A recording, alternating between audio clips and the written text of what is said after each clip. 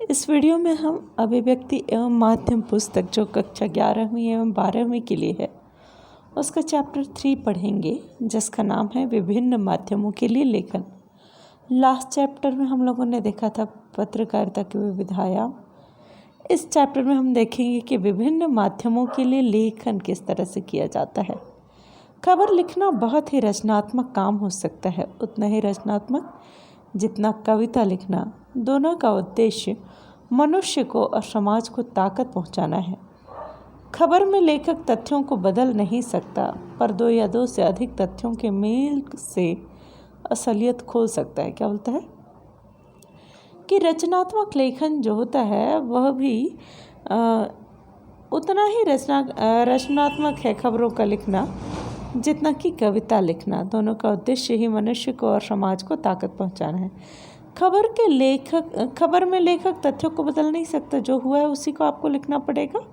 आप तथ्यों को बदल नहीं सकते, पर दो या दो से अधिक तथ्यों के मेल से असलियत खोल सकता है। तथ्यों को जोड़ करके वह हकीकत से पर्दा उठा सकता है। इस पार्ट में हम क्या क्या देखेंगे, इन शॉर्ट देखते हैं। प्रमुख जनसंचार माध्यम, जिसमें आता है प्रिंट मीडिया, टीवी, रेडियो और इंटरनेट। जनसंचार के विभिन्न माध्यमों की खूबियां और खामियां। अगला है प्रिंट माध्यम, जिसमें से मुद्रित माध्यम, मुद्रित मतलब प्रिंटेड, मुद्रित माध्यम में लेखन के लिए ध्यान रखने योग्य बातें। और फिर देखेंगे रेडियो समाचार की संरचना किस ढंग से की जाती है। रेडियो के लिए समाचार लेखन में बुनियादी बातें क्या क्या होती हैं। टेलीविज़न, टीवी खबरों के विभिन्न चरण। रेडियो और टेलीविज़न समाचार की भाषा और शैली। इंटरनेट पत्रकारिता का इतिहास। भारत में इंटरनेट पत्रकारिता। और अंत में हिंदी नेट संसार। एक नज़र में कहता है कि विभिन्न जनसंचार माध्यमों के लेखन के अलग अलग तरीके हैं। सबकी भाषा शैली अलग अलग होती है ना। अखबार और पत्रिकाओं में लिखने की अलग शैली है, जबकि रेडियो और टेलीविज़न के लिए लिखना एक अलग कला है। चूँकि माध्यम अलग अलग हैं, इसलिए उनकी ज़रूरतें भी अलग अलग हैं। विभिन्न माध्यमों के लिए लेखन के अलग अलग तरीकों को समझना बहुत ज़रूरी है। इन माध्यमों के लेखन के लिए बोलने लिखने के अतिरिक्त पाठकों, श्रोताओं और दर्शकों की ज़रूरतों को भी ध्यान में रखा जाता है। आगे है प्रमुख जनसंचार माध्यम। देख सकते हैं 4 पिक्चर है। फर्स्ट है newspaper, second television, third radio और चौथे में कंप्यूटर के माध्यम से दिखाया है इंटरनेट। आगे, उम्मीद है कि आप नियमित रूप से अखबार पढ़ते होंगे। मुझे तो नहीं लगता, लेकिन ये कहता है बहुत से लोग पढ़ते हैं। इसके अलावा मनोरंजन या समाचार जानने के लिए टीवी भी देखते होंगे और रेडियो भी सुनते होंगे। संभव है कि आप कभी कभार इंटरनेट पर भी समाचार पढ़ते हो, है ना, जिसमें मुझे लगता है कि थर्ड पॉइंट ही ज़्यादा होता है ना। इंटरनेट पर ही ज़्यादा समाचार पढ़ा, सुना और देखा जाता है। क्या आपने कभी गौर किया है कि जनसंचार के इन सभी प्रमुख माध्यमों में समाचारों के लेखन और प्रस्तुति में क्या अंतर है? कभी ध्यान से किसी शाम या रात को टीवी और रेडियो पर फिर सिर्फ समाचार सुनिए और मौका मिले तो इंटरनेट पर जाकर उन्हीं समाचारों को फिर से पढ़िए। अगले दिन सुबह अखबार ध्यान से देखिए। सेम न्यूज़ को टीवी में देखिए, सुनिए और फिर रेडियो में सुनिए, फिर इंटरनेट पर देखिए और अगली सुबह जब समाचार पत्र आता है तो उसमें भी देखिए। तो अब बताइए कि इन सभी माध्यमों में पढ़े, सुने या देखे गए समाचारों की लेखन शैली, भाषा और प्रस्तुति में आपको क्या फ़र्क नज़र आया? उनमें कोई विशेष अंतर है भी या नहीं? निश्चय ही इन सभी माध्यमों में समाचारों की लेखन शैली, भाषा और प्रस्तुति में आपको कई अंतर देखने को मिले होंगे। सबसे सहज और आसानी से नज़र आने वाला अंतर तो यही दिखाई देता है कि जहां अखबार पढ़ने के लिए है, वही रेडियो सुनने के लिए और टीवी देखने के लिए ज़्यादा महत्वपूर्ण है। इंटरनेट पर पढ़ने, सुनने और देखने तीनों की ही सुविधा है। जाहिर है कि अखबार छपे हुए शब्दों का माध्यम है, जबकि रेडियो बोले हुए शब्दों का। जनसंचार के विभिन्न माध्यमों के बीच फर्क को समझने के लिए सभी माध्यमों के लेखन की बारीकियों को समझना जरूरी है। लेकिन इन माध्यमों के बीच के फर्क को आप तभी समझ सकते हैं जब आप हर माध्यम की विशेषताओं, उसकी खूबियों और खामियों से परिचित हों। हर माध्यम की अपनी कुछ खूबियां हैं तो कुछ खामियां भी हैं, है ना। प्लस माइनस हर जगह रहता है, कुछ पॉजिटिव पॉइंट्स है, कुछ नेगेटिव पॉइंट्स हैं। खबर लिखने के समय हमें इनका पूरा ध्यान रखना पड़ता है और इन माध्यमों की ज़रूरत को समझना पड़ता है। जनसंचार के विभिन्न माध्यमों की खूबियाँ और खामियाँ। जनसंचार के विभिन्न माध्यमों से आपको रोज़ कम से कम या ज़्यादा सबका सामना होता है। पाला पड़ता है कि नहीं पड़ता है? पड़ता ही है।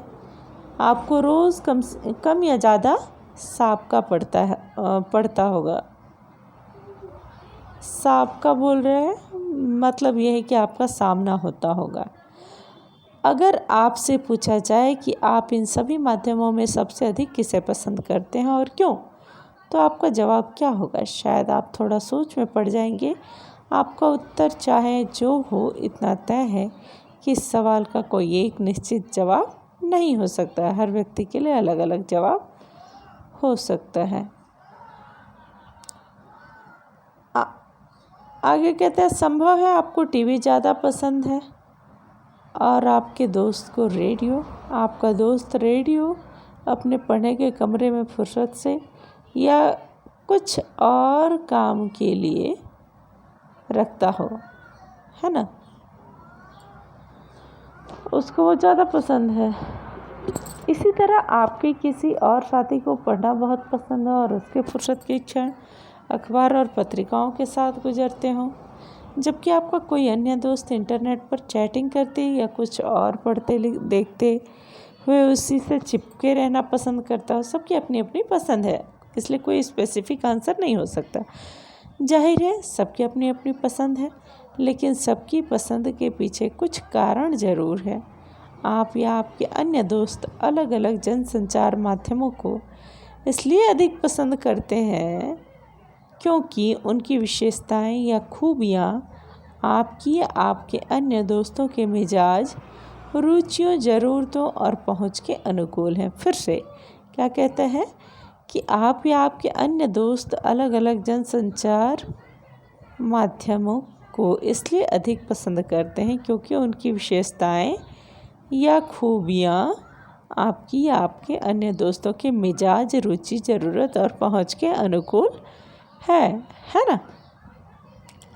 स्पष्ट है कि हम सब अपनी अपनी रुचियों, ज़रूरतों और स्वभाव के मुताबिक माध्यम चुनते और उनका इस्तेमाल करते हैं। इसका अर्थ यह भी है कि हर माध्यम की अपनी कुछ विशेषताएं या खूबियाँ हैं तो कुछ कमियां भी हैं, खामियां भी हैं, जिसके कारण कोई माध्यम विशेष किसी को अधिक पसंद आता है तो किसी को कम।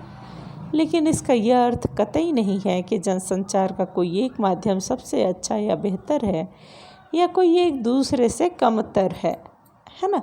सबकी अपनी कुछ खूबियाँ और खामियाँ हैं। जैसे इंद्रधनुष की छटा अलग अलग रंगों के एक साथ आने से बनती है, वैसे ही जनसंचार के विभिन्न माध्यमों की असली शक्ति उनके परस्पर पूरक होने में है। जनसंचार के विभिन्न माध्यमों के बीच फर्क चाहे जितना हो, लेकिन वे आपस में प्रतिद्वंदी नहीं बल्कि एक दूसरे के पूरक और सहयोगी हैं। प्रतिद्वंदी मतलब कॉम्पिटिटर, एक दूसरे की पूरक मतलब एक दूसरे को पूरा करने का कार्य करते हैं, एक दूसरे के बिना अधूरे हैं, एक दूसरे के सहयोगी हैं।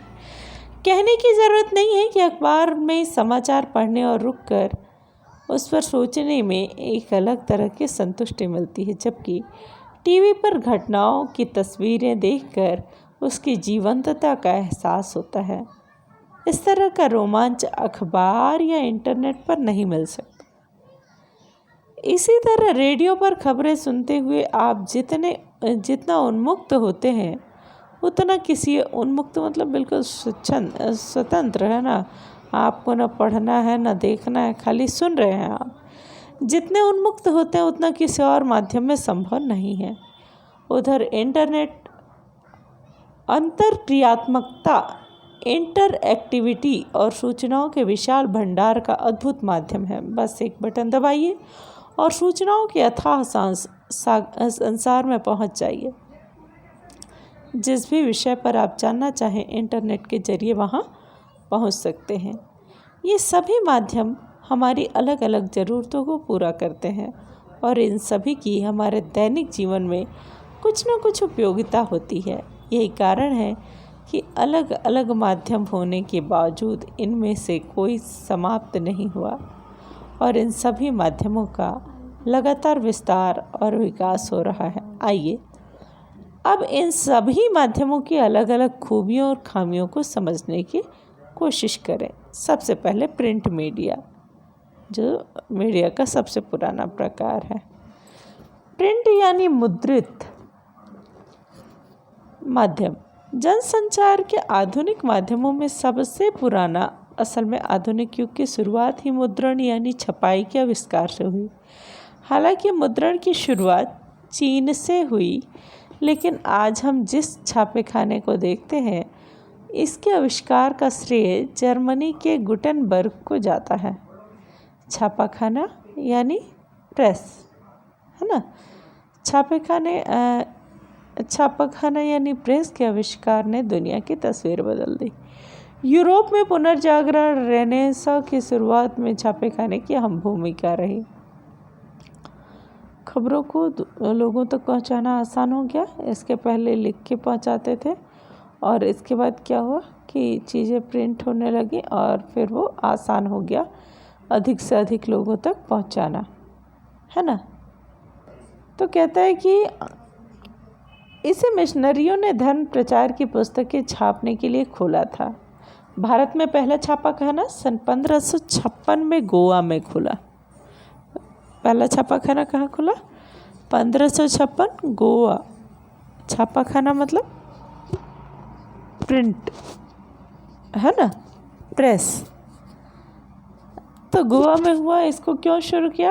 अपने धर्म प्रचार की पुस्तकें छापने के लिए खोला गया था। तब से अब तक मुद्रण तकनीकी में काफ़ी बदलाव आया है और मुद्रित माध्यमों का व्यापक विस्तार हुआ है।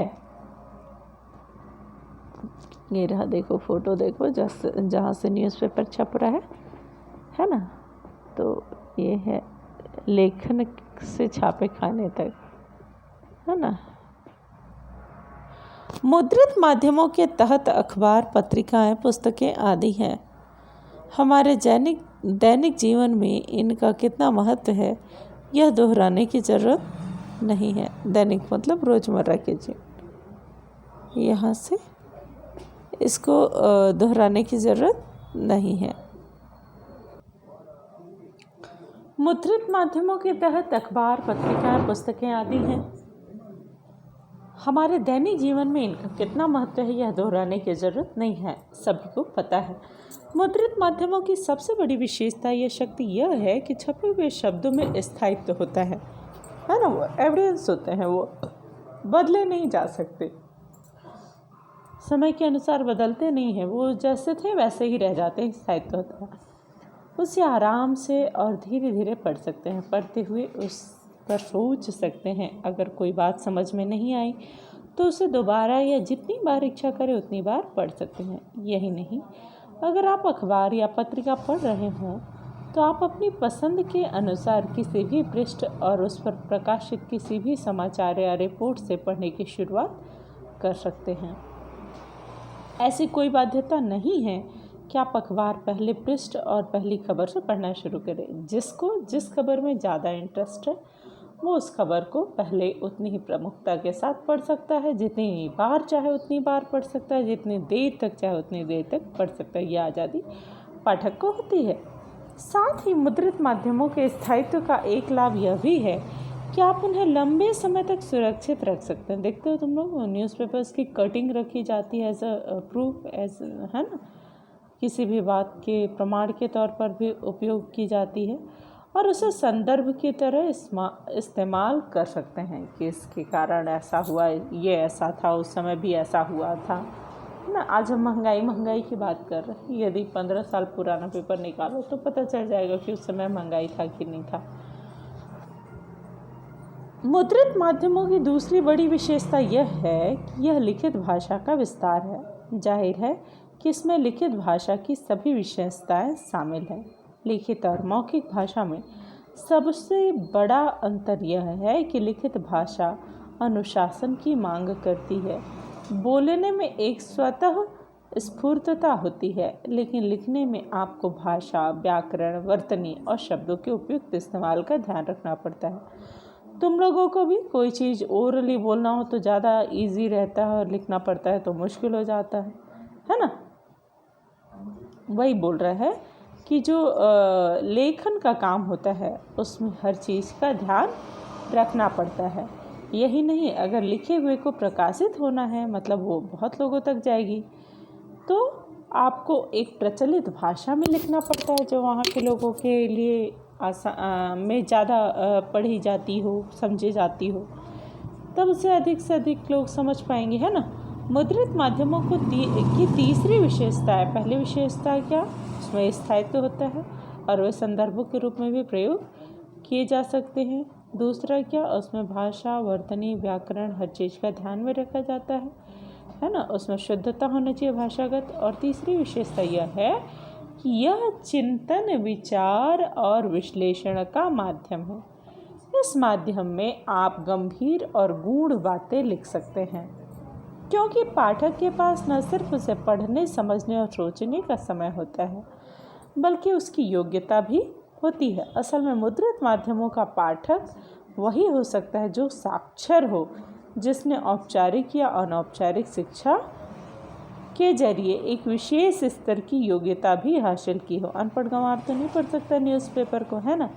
तो जो मुद्रित माध्यम है, जो अखबार कोई पाठक है, वो पढ़े लिखे ही होते हैं। जैसे समाचार चैनल कोई भी देख सकता है, जैसे इंटरनेट के माध्यम से खबर किसी को भी मिल सकती है, हम सुन सकते हैं, रेडियो से भी हम सुन सकते हैं। लेकिन अखबार पढ़ने के लिए ज़रूरी है कि आप चाहे औपचारिक रूप में आपने शिक्षा ली हो या अनौपचारिक रूप में लिखी। अनौपचारिक मतलब घर में पढ़ना लिखना सीख के, आपके पास डिग्रीज नहीं है लेकिन आप शिक्षित हैं, क्योंकि बिना भाषा के ज्ञान के आप उसको पढ़ समझ नहीं सकते।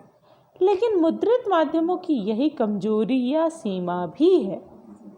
निरक्षरों के लिए मुद्रित माध्यम किसी काम के नहीं है। समाचार माध्यमों की यही विशेषता भी है और दूसरी तरफ यही उसकी कमी भी।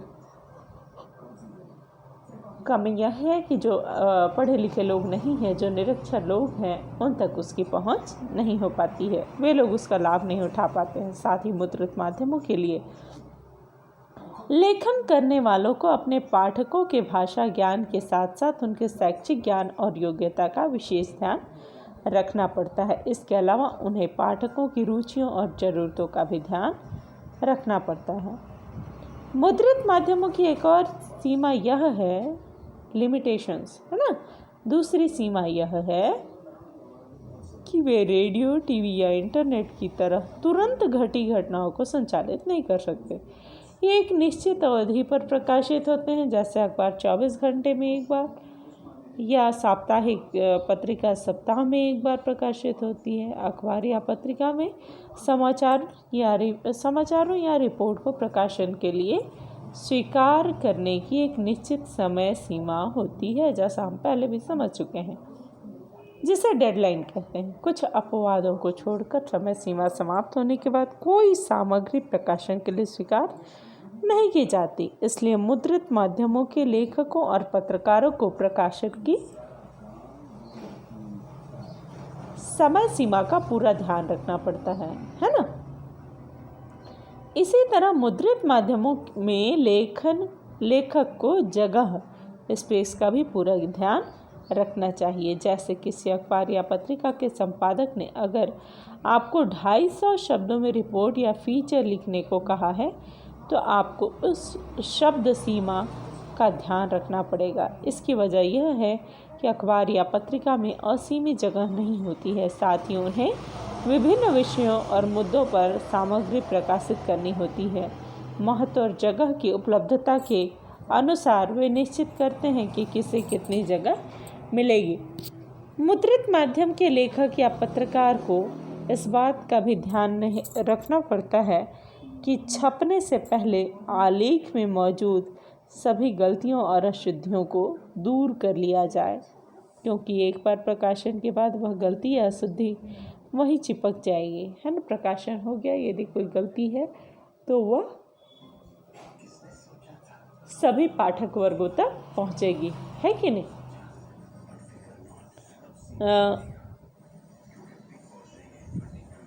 ओके, आगे बढ़ते हैं। उसे सुधारने के लिए अखबार या पत्रिका के अगले अंक का इंतजार करना पड़ेगा। यही कारण है कि अखबार या पत्रिका में यथासंभव कोशिश की जाती है कि कोई गलती या अशुद्धि न छप जाए।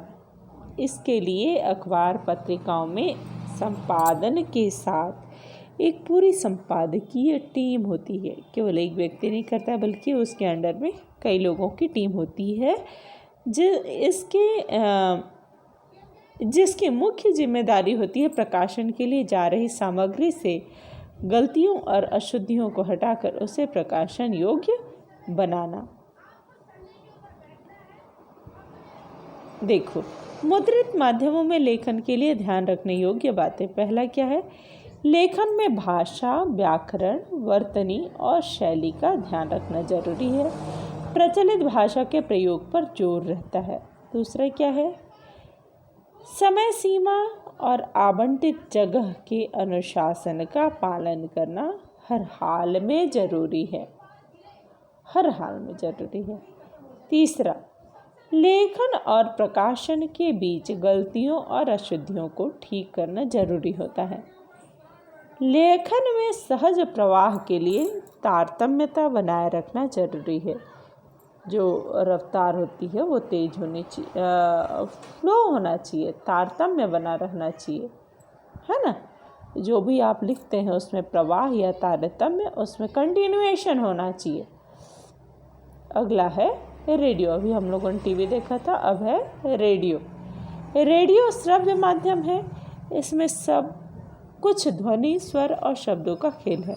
इन सब वजहों से रेडियो को श्रोताओं से संचालित माना जाता है। रेडियो पत्रकारों को अपने श्रोताओं का पूरा ध्यान रखना चाहिए। इसकी वजह यह है कि अखबार के पाठकों को यह सुविधा उपलब्ध रहती है कि वे अपनी पसंद और इच्छा से कभी भी और कहीं से भी पढ़ सकते हैं। अगर किसी समाचार, लेख या फीचर को पढ़ते हुए कोई बात समझ में नहीं आई तो पाठक उसे फिर से पढ़ सकता है या शब्दकोश में उसका अर्थ देख सकता है। लेकिन समाचार पत्र में ऐसा, रेडियो में ऐसा संभव नहीं है। संभव है क्या? नहीं है, इसलिए भाषा स्पष्ट होनी चाहिए। लेकिन रेडियो के श्रोता को यह सुविधा उपलब्ध नहीं होती। वह अखबार की तरह रेडियो समाचार बुलेटिन को कभी भी और कहीं से भी नहीं सुन सकता। उसे बुलेटिन के प्रसारण समय का इंतजार करना होगा और फिर शुरू से लेकर अंत तक बारी बारी से एक के बाद दूसरा समाचार सुनना होगा। किसी स्पेसिफिक समाचार को दोबारा नहीं पढ़ सकता, है ना। जब चाहे, जहाँ से चाहे वहीं रुक कर पढ़ ले, ऐसा नहीं होता है ना। तो आगे कहता है कि स्पष्ट है कि रेडियो में अखबार की तरह पीछे लौटकर सुनने की सुविधा नहीं है। अगर रेडियो बुलेटिन में कुछ भी भ्रामक या अरुचिकर है तो संभव है कि श्रोता तुरंत स्टेशन बदल दे, है ना। रेडियो में अलग अलग स्टेशन होता है, तुम लोग देखे होगे, यदि सुनते होगे तो देखते होगे कि उसमें बहुत से स्टेशंस होते हैं। यदि एक स्टेशन पे तुमको चीज़ें समझ में नहीं आ रही है, कुछ भी भ्रामक है, तुमको में भ्रम फैला रहा है, तो क्या करोगे? फटाक से चैनल चेंज कर देता है, वो दूसरे चैनल पे चला जाता है। तो दरअसल रेडियो मूलतः एक रेखीय अर्थात लीनियर माध्यम है और रेडियो समाचार बुलेटिन का स्वरूप, ढांचा और शैली इस आधार पर ही तय होता है। रेडियो की तरह टेलीविज़न भी एक रेखीय माध्यम है, लेकिन वहाँ शब्दों और ध्वनियों की तुलना में दृश्यों, तस्वीरों का महत्व सर्वाधिक होता है। टीवी में शब्द दृश्यों के अनुसार और उनके सहयोगी के रूप में चलते हैं, लेकिन रेडियो में शब्द और आवाज़ ही सब कुछ है। यहाँ पिक्चर नहीं होता है ना। आपको रेडियो आवाज़ सुनना है और वैसा ही एक्शन समझना है। केवल आवाज़ ही है जो आपकी बात को लोगों तक पहुंचाती है ना। वैसे तो तीनों ही माध्यमों प्रिंट, रेडियो और टीवी की अपनी अपनी चुनौतियां हैं, लेकिन संभवतः रेडियो प्रसारणकर्ताओं के लिए अपने श्रोताओं को बांध कर रखने की चुनौती सबसे अधिक होती है। उनकी बात स्पष्ट होनी चाहिए, उनकी वाणी में मिठास होना चाहिए, स्पष्टता होनी चाहिए, है ना। आगे, रेडियो समाचार की संरचना। रेडियो के लिए समाचार लेखन अखबारों के से कई मामलों में भिन्न है। अखबार में समाचार हम लोग देखें तो रेडियो में जो समाचार लिखते हैं वह अखबारों से कई मामले में भिन्न है। चूँकि दोनों माध्यमों की प्रकृति अलग अलग है, इसलिए समाचार लेखन करते हुए उसका ध्यान जरूर रखा जाना चाहिए। रेडियो समाचार की संरचना अखबारों या टीवी की तरह उल्टा पिरामिड, इन्वर्टेड पिरामिड शैली पर आधारित होता है। चाहे आप किसी भी माध्यम के लिए समाचार लिख रहे हों, समाचार लेखन की सबसे प्रचलित, प्रभावी और लोकप्रिय शैली है उल्टा पिरामिड शैली। सभी तरह के जनसंचार माध्यमों में सबसे अधिक यानी 90% खबरें या स्टोरीज इसी शैली में प्रकाशित होती है, उल्टा पिरामिड, है ना। उल्टा पिरामिड बताऊंगी कि उल्टा पिरामिड शैली क्या होता है। आना चाहिए चैप्टर में, यदि नहीं आता है तो भी मैं बताऊंगी। उल्टा पिरामिड शैली में समाचार के सबसे महत्वपूर्ण तथ्य को सबसे पहले रखा जाता है। देखो उल्टा पिरामिड शैली क्या है बता रहा है।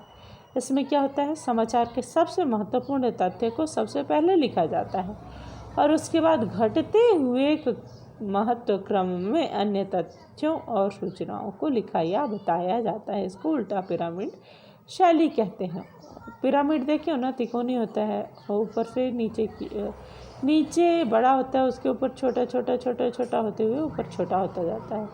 उल्टा पिरामिड जब हम बोलते हैं तो ऊपर सबसे चौड़ा और उसके बाद छोटा छोटा छोटा छोटा होकर नीचे, मतलब जो सबसे महत्वपूर्ण चीज़ है, सबसे महत्वपूर्ण बात है, वो सबसे ऊपर रख दी जाती है और उसके बाद जो बाकी खबरें हैं वो धीरे धीरे आती हैं। इनको कहते हैं उल्टा पिरामिड शैली।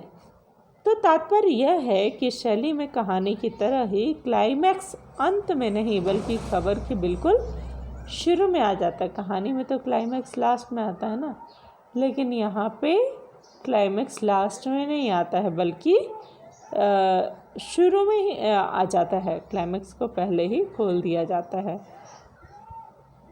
उल्टा पिरामिड शैली में कोई निष्कर्ष नहीं होता है ना। इसमें कोई निष्कर्ष नहीं होता। उल्टा पिरामिड शैली के तहत समाचार को 3 हिस्सों में विभाजित किया जा सकता है, इंट्रो, बॉडी और समापन। इंट्रो मतलब हम लोग निबंध लिखते हैं तो आप लोग जानते होंगे, है ना, इंट्रोडक्शन दीजिए। बॉडी क्या है, उसके बाद उसका निष्कर्ष क्या निकलता है। तो इंट्रो, बॉडी और समापन, इस तरह से समाचार को बांटा जा सकता है उल्टा पिरामिड शैली में। समाचार के इंट्रो या लीड को हिंदी में मुखड़ा भी कहते हैं। इसमें खबर के मूल तत्व को शुरू की 2 या 3 पंक्तियों में बताया जाता है। यह खबर का सबसे अहम हिस्सा होता है। इसके बाद बॉडी में समाचार के विस्तृत ब्यौरे को घटते हुए महत्वक्रम में लिखा जाता है। हालांकि इस शैली में अलग से समापन जैसी कोई चीज़ नहीं होती और यहाँ तक कि प्रासंगिक तथ्य और सूचनाएं दी जा सकती हैं। अगर ज़रूरी हो तो समय और जगह की कमी को देखते हुए आखिरी कुछ लाइनों या पैराग्राफ को काटकर हटाया भी जा सकता है और उस स्थिति में खबर वहीं समाप्त हो जाती है। रेडियो समाचार के एक इंट्रो पर गौर कीजिए। उत्तर प्रदेश के उन्नाव जिले में एक बस दुर्घटना में आज 20 लोगों की मौत हो गई। ये इंट्रो में ही पूरी खबर हो गई। अब आगे बताएंगे कि नहीं, कहाँ, कैसे, वो लोग कहाँ जा रहे थे और कैसे क्या हुआ, है ना। मृतकों में 5 महिलाएं और 3 बच्चे शामिल हैं। एक और उदाहरण देखिए, महाराष्ट्र में बाढ़ का संकट गहराता जा रहा है। राज्य में बाढ़ से मरने वालों की संख्या बढ़कर 465 हो गई है। पहली लाइन में इंट्रो में ही पूरा आपकी खबर दे दी है ना। उल्टा पिरामिड शैली। रेडियो के लिए समाचार लेखन की बुनियादी बातें क्या क्या हैं? रेडियो के समाचार कॉपी तैयार करते हुए कुछ बुनियादी बातों का ध्यान रखना जरूरी है। पहला है साफ सुथरी और टाइप्ड कॉपी होनी चाहिए। ये नहीं कि मैं कुछ पढ़ूं और आप कुछ और पढ़ें, है ना। तो टाइप्ड कॉपी होना चाहिए। रेडियो समाचार कानों के लिए यानी सुनने के लिए होते हैं, इसलिए उनके लेखन में इसका ध्यान जरूर रखना जरूरी हो जाता है। लेकिन एक महत्वपूर्ण तथ्य नहीं भूलना चाहिए कि सुने जाने से पहले समाचार वाचक या वाचिका उसे पढ़ते हैं और तब वह श्रोताओं तक पहुंचता है। इसलिए समाचार कॉपी ऐसे तैयार की जानी चाहिए कि उसे पढ़ने में वाचक वाचिका को कोई दिक्कत नहीं हो। अगर समाचार कॉपी टाइप्ड और साफ सुथरे नहीं है तो उसे पढ़ने के दौरान वाचक वाचिका के अटकने या गलत पढ़ने का खतरा रहता है और इससे श्रोताओं का ध्यान बढ़ता है या वे भ्रमित हो जाते हैं। प्रसारण के लिए तैयार की जा रही समाचार कॉपी को इंटरव्यू पर ट्रिपल स्पेस में टाइप किया जाना चाहिए। प्रसारण के लिए तैयार की जा रही समाचार कॉपी को कंप्यूटर पर ट्रिपल स्पेस में टाइप किया जाना चाहिए। कॉपी के दोनों ओर पर्याप्त हाशिया मतलब क्या बोलते हैं, मार्जिन, पर्याप्त हाशिया छोड़ा जाना चाहिए। एक लाइन में अधिकतम 12-13 शब्द होने चाहिए। पंक्ति के आखिर में कोई शब्द विभाजित नहीं होना चाहिए और पृष्ठ के आखिर में कोई लाइन अधूरी नहीं होनी चाहिए। प्रत्येक लाइन में कितने शब्द हैं इस बारे में एक सुसंगतता होने से बुलेटिन के संपादन को यह तय करने में सुविधा होती है कि कुल शब्द संख्या के आधार पर कितनी खबरें लेनी हैं और किस खबर को कितना बड़ा लेना है। समाचार कॉपी में ऐसी जटिल और उच्चारण में कठिन शब्द, संक्षिप्ताक्षर, एब्रिविएशंस, अंक आदि नहीं लिखने चाहिए। शॉर्ट फॉर्म नहीं यूज़ किया जाना चाहिए, है ना, जिन्हें पढ़ने में जबान लड़खड़ाने लगे। अंकों को लिखने के मामले में खास सावधानी रखनी चाहिए। जैसे 1 से 10 तक के अंकों को शब्दों में और 11 से 999 तक के अंकों में लिखा जाना चाहिए। 11 से 999 तक के अंकों को अंकों में लिखा जाना चाहिए। 1 से 10 को वर्ड में लिख सकते हैं, शब्दों में। लेकिन यहाँ पे देखो 28,37,550 लिखने के बजाय 28,37,550 यानी कि वर्ड में लिखा जाना चाहिए। पाठक अटकेगा नहीं, है ना। तो इसी तरह अखबारों में परसेंट को देखो यहाँ पे क्या क्या दिखा रहा है। जैसे संकेतों को परसेंटेज और डॉलर जैसे संकेत चिन्हों से काम चल जाता है, लेकिन रेडियो में यह पूरी तरह से वर्जित है, यानी प्रतिशत और डॉलर लिखा जाना चाहिए। जहाँ भी संभव और उपयुक्त हो, दशमलव को उसके नज़दीकी पूर्णांक में लिखना बेहतर होता है। दशमलव में लिखने से अच्छा है कि उसके नज़दीकी पूर्णांक में लिखा जाए। इसी तरह से 28 लाख रुपए लिखना श्रोताओं को समझाने के लिए लिहाज से बेहतर है ना। यहाँ पे देखो अंकों में दिया है 28,37,550 रुपये के। रेडियो में लगभग 28 लाख रुपए लिखना श्रोताओं को समझाने के लिए बेहतर है ना। तो इस तरह की वित्तीय संख्याओं को उनके नज़दीकी पूर्णांक में लिखना चाहिए, लेकिन इसके कुछ अपवाद भी हैं। जैसे खेलों के स्कोर को उसी तरह लिखना चाहिए। सचिन तेंदुलकर ने अगर 98 रन बनाए तो उसको आप 100 रन तो नहीं बोल सकते कि नहीं अब नज़दीकी पूर्णांक कर दो भाई, है ना। तो जो खेलों से संबंधित अंक होते हैं उनको अंकों में ही लिखा जाना चाहिए। जैसे तेंदुलकर ने अगर 98 रन बनाए तो उसे लगभग 100 रन नहीं लिख सकते, इसी तरह मुद्रास्फीति के आंकड़े नज़दीकी पूर्णांक में नहीं बल्कि दशमलव में ही दिखाए जाने चाहिए। वैसे रेडियो समाचार में अत्यधिक आंकड़ों और संख्या का इस्तेमाल नहीं करना चाहिए, क्योंकि श्रोताओं के लिए उन्हें समझ पाना काफ़ी कठिन होता है। आंकड़े तुलनात्मक हों तो बेहतर होता है। इस साल गेहूं का उत्पादन पिछले वर्ष के 80 लाख टन से बढ़कर 86 लाख टन हो गया। तो इसमें क्या होता है, लोग कंपेयर कर पाते हैं, आसानी से कंपैरिजन को समझ पाते हैं।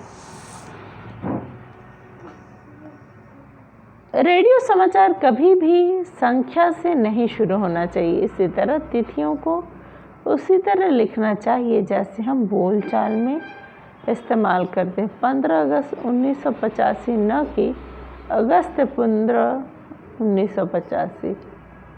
अगस्त 15 1985 को कैसे लिखा जाना चाहिए, 15 अगस्त 1985, है ना।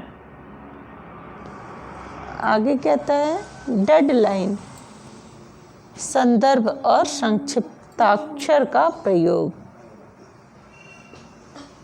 रेडियो में अखबारों की तरह डेडलाइन अलग से नहीं बल्कि समाचार से ही गुथी होती है। हम इसकी चर्चा पहले कर चुके हैं। इसी तरह समाचार में समय संदर्भ का मसला भी महत्वपूर्ण है। अखबार दिन में एक बार और वह भी सुबह और कहीं शाम छप कर आता है, जबकि रेडियो पर 24 घंटे समाचार चलते रहते हैं, न्यूज़पेपर की तरह, है ना। तो श्रोता के लिए समय का फ्रेम हमेशा आज होता है। इसलिए समाचार में आज सुबह, आज दोपहर, आज शाम, आज तड़के आदि का इस्तेमाल किया जाता है। इसी तरह बैठक कल होगी या कल हुई बैठक में का प्रयोग किया जाता है। इसी सप्ताह, अगले सप्ताह, पिछले सप्ताह, इस महीने, अगले महीने, पिछले महीने, इस साल, पिछले साल, अगले साल, अगले बुधवार या पिछले शुक्रवार का इस्तेमाल करना चाहिए। संक्षिप्ताक्षरों के इस्तेमाल में काफ़ी सावधानी बरतनी चाहिए। जो शॉर्टकट्स होते हैं उनका प्रयोग नहीं करना चाहिए, बहुत सावधानी बरतनी चाहिए। बेहतर तो यही होगा कि उनके प्रयोग से बचा जाए और अगर ज़रूरी हो तो समाचार के रूप में पहले उसे पूरा दिया जाए। फिर संक्षिप्ताक्षर का प्रयोग किया जाए। संक्षिप्ताक्षर दो शब्द है ना, देखो, संक्षिप्त अक्षर, संक्षिप्ताक्षर, है ना। संक्षिप्ताक्षरों को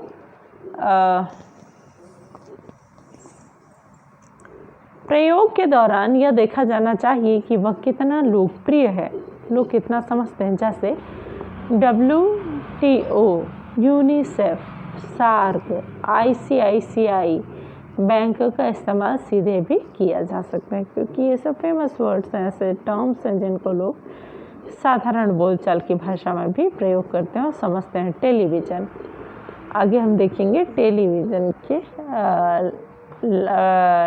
सकारात्मक और नकारात्मक दोनों पहलू।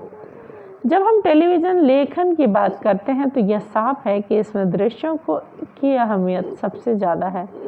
यह कहने की ज़रूरत नहीं कि टेलीविज़न देखने और सुनने का माध्यम है, और इसके लिए समाचार या आलेख लिखते समय इस बात पर खास ध्यान रखने की ज़रूरत पड़ती है कि आपके शब्द पर्दे पर दिखने वाले दृश्यों के अनुकूल हों। अभी तक हमने प्रिंट और रेडियो माध्यम के लिए लेखन की शर्तों की चर्चा की, लेकिन टेलीविज़न लेखन इन दोनों ही माध्यमों से काफ़ी अलग है। इसमें कम से कम शब्दों से ज़्यादा खबर बताने की कला का इस्तेमाल होता है। इसीलिए टीवी के लिए खबर लिखने की बुनियादी शर्त दृश्य के साथ लेखन है। दृश्य यानी कैमरे से लिए गए शॉट्स जिनके आधार पर खबर बुनी जाती है। अगर शॉट्स आसमान के हैं तो कैमरे के लिए गए शॉट्स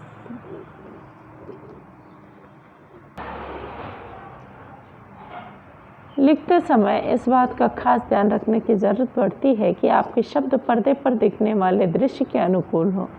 अभी तक हमने प्रिंट और रेडियो माध्यम के लिए लेखन की शर्तों की चर्चा की, लेकिन टेलीविज़न लेखन इन दोनों ही माध्यमों से काफ़ी अलग है।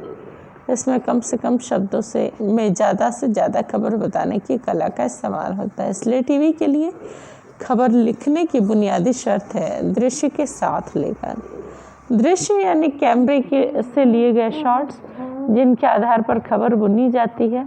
अगर शॉट्स आसमान के हैं तो हम आसमान की बात लिखेंगे, समंदर की नहीं। अगर कहीं आग लगी हुई है तो हम उसका जिक्र करेंगे, है ना, पानी का नहीं। मान लें कि दिल्ली की किसी इमारत में आग लगने की खबर लिखनी है तो अखबार में आमतौर पर इस खबर का इंट्रो कुछ इस तरह का बना सकते हैं। दिल्ली के लाजपत नगर की एक दुकान में आज शाम आग लगने से 2 लोग घायल हो गए और लाखों रुपए की संपत्ति जलकर खाक हो गई। यह आग शॉर्ट सर्किट की वजह से लगी, लेकिन टीवी में इस खबर की शुरुआत कुछ अलग हो गई। दरअसल टेलीविज़न पर खबर 2 तरह से पेश की जाती है। इसका शुरुआती हिस्सा जिसमें मुख्य खबर होती है, बगैर दृश्य के न्यूज़ रीडर या एंकर पढ़ता है। दूसरा हिस्सा वह होता है जहां से पर्दे पर एंकर की जगह खबर से संबंधित न्यूज़ दृश्य दिखाए जाते हैं। इसलिए टेलीविज़न पर खबर 2 हिस्सों में बटी होती है। अगर खबरों के प्रस्तुतीकरण के तरीकों पर बात करें तो इसके भी कई तकनीकी पहलू हैं। फिलहाल हम दिल्ली में आग की जिस खबर की चर्चा कर रहे हैं उसे टीवी में पेश करने के तरीकों पर बात करते हैं। अखबार में जिस तरह का इंट्रो हमने लिखा है उसे टीवी में एक